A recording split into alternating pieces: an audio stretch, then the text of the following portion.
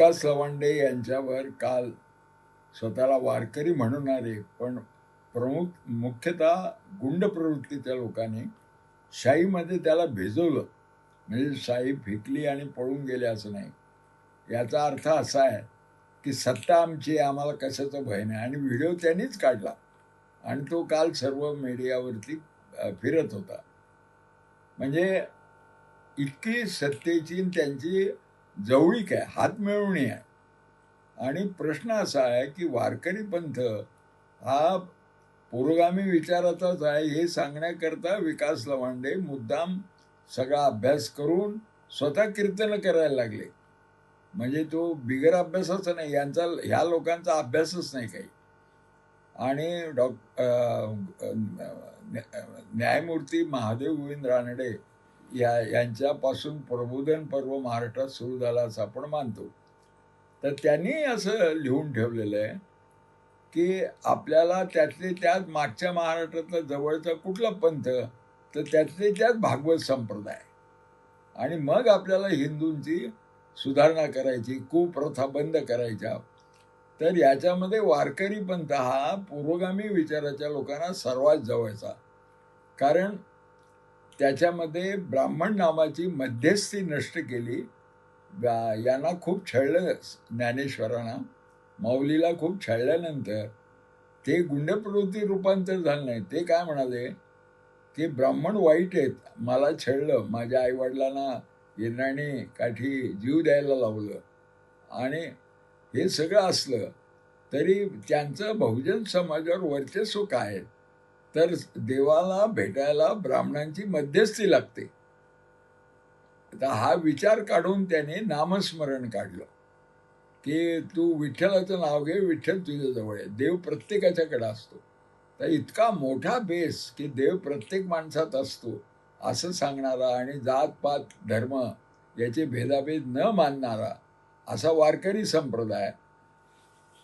Police नेहमी म्हणतात की महाराष्ट्रात एकदा वारी सुरू झाली की लॉ अँड ऑर्डरचा प्रश्नच नसतो काही.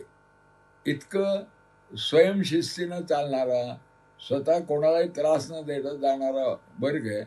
आणि त्याला आता कट्टरपंथी हिंदुत्ववादी, मुस्लिम द्वेषावर आधारलेला, म्हणजे मग जात पात सगळं आलं त्याच्या मागे, हे करणारे लोक घुसले आहेत असं जर हे म्हणतात तर त्याला तार्किक उत्तर द्या ना तुम्ही. किंवा लवांडे आणि एका स्टेजवर बोला, लोकांना काय वाटेल ना. तर हे लोक त्यालाच घाबरतात. लोकांमध्ये चर्चा सुरू होईल की हिंदुत्ववादी शिरलेत आणि ती चर्चा नको आहे म्हणून सिम्बॉलिकली त्याने लवांडे एकटेच बोलत आहेत. त्याने 20 महाराजांची यादी दिली की हे असे हिंदुत्ववादी आहेत, यांचा भाजपचा असा संबंध आहे, खोटं सांगतात कीर्तनातून. तर म्हणून मग त्याच्यावर त्याने काल शाई टाकून एक हल्ला केला आणि दाखवलं. ते आता बघतायत की कोण याला प्रतिक्रिया काय देत आहेत. आणि जर हे पचलं कृत्य तर ते आणखीन पुढच्या लोकांवर जाणार. मग पुरोगामी काही विचाराचे पुढारी असतील त्यांच्या अंगावर शाई टाकणार.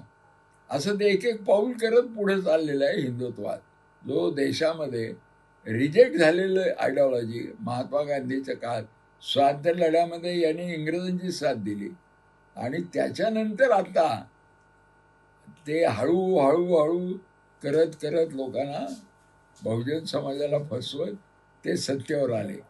तर ही प्रक्रिया उलटी करण्यासाठी, वारकरी संप्रदाय शुद्ध राखण्यासाठी आपण सर्वांनी या घटनेचा, म्हणजे विकास लवांड्यावर शाई टाकलेल्या घटनेचा निषेधच केला पाहिजे. मी स्वतः निषेध करतो त्याचा पूर्ण.